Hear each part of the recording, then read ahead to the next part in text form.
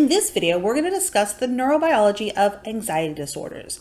So we'll talk about the role of the amygdala in anxiety disorders, as well as the role of the locus coeruleus, and some feedback loops involving the locus coeruleus, the amygdala, and the prefrontal cortex.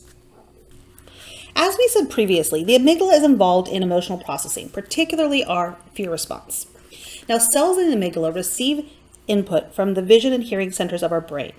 When there is something that we need to pay particular attention to, in other words, the amygdala detects something that's dangerous, something we should be fearful of.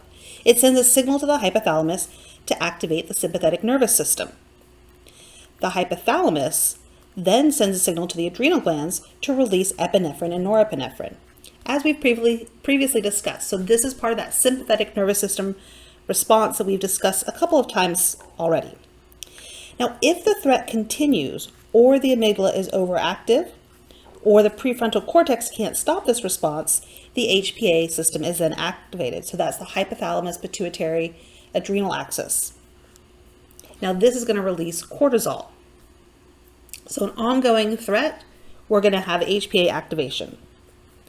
Now keep in mind, the amygdala may also activate the sympathetic nervous system response in response to something that's not really a real threat. And this is what we see happening in panic attacks and other anxiety disorders, whether instead of there being a real threat to us physically or emotionally, it responds when perhaps we really don't need to respond.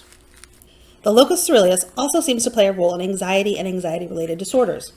The connections that seem to be most important in this role are the projections it receives from the hypothalamus and the projections that it has to the amygdala.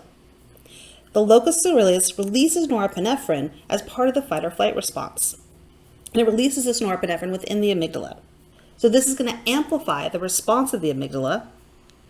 Basically, this projection is to the amygdala is producing a hypervigilant response and anxiety-like behavior.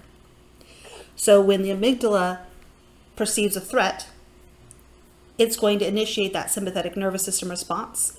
That is going to send signals to the hypothalamus to then cause that sympathetic nervous system hormones to be released through the adrenal gland.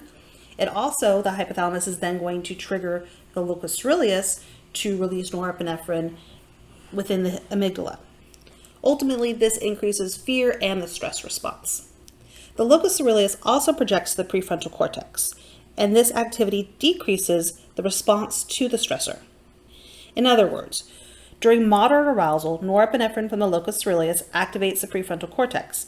This is going to help the brain to evaluate the threat, regulate the fear, make good decisions. That's the job of the prefrontal cortex, right? To make good decisions, to help us in decision making, for impulse control, all those things. But during high stress or panic, the locus coeruleus releases too much norepinephrine, and this can actually impair the prefrontal cortex. This leads to less rational thinking, poor emotional regulation, and the prefrontal cortex loses its ability to calm the amygdala.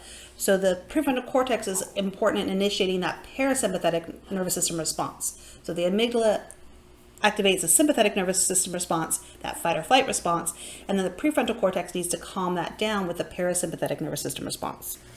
We also talked in the sleep chapter about the locus coeruleus' role in arousal and wakefulness, allowing us to switch between the need to stay focused on one thing versus staying alert to new and potentially hazardous items in the environment. So that's the sustained versus flexible attention.